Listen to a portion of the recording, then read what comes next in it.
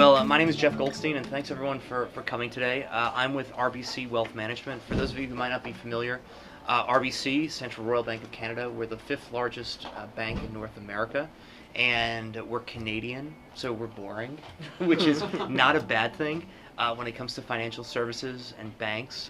The whole basis of the stock option is you're a company who can't afford otherwise, meaning paying a high salary or offering actual stock, actual equity in the company, is essentially providing an incentive award, right, for the employee. This, what you have on paper, can potentially be worth something if we get acquired or if we, if we have an IPO, right? So that's kind of the very high level. But the key thing is that it's a right, but not the obligation, to purchase the stock at a specified price. The vesting schedule is basically the schedule as to which your stock options become yours. There are two very important types of stock options. There's what you call incentive stock options, or ISOs, and then non-qualified stock options. When you get an ISO granted to you and you exercise it, there's no taxable event. When you get a non-qualified stock option, it's as if you're getting extra compensation that day, and it is taxable on the day that you receive it. When you have ISOs, this is the most important aspect of that, where in the year that you exercise your ISOs, the alternative minimum tax could come into play, so you could be paying tax essentially even though you never sold your stock.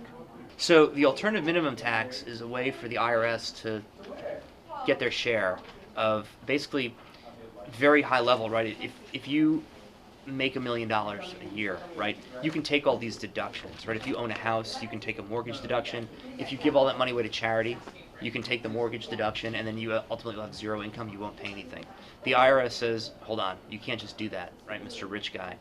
You need to basically take a look at your tax that you owe based on your deductions, and then an alternative minimum tax based on what the IRS says. You pay whichever is higher.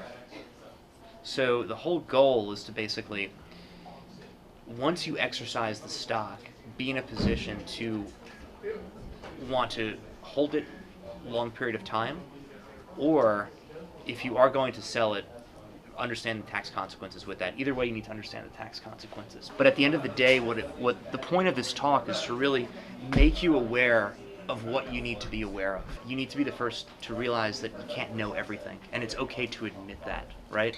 If you are developing a great app, I can't develop a great app. I have no idea how to do that. I can barely download stuff from the Apple Store. Snapchat is very difficult for me to operate. But at the same time, there are people who are very good at.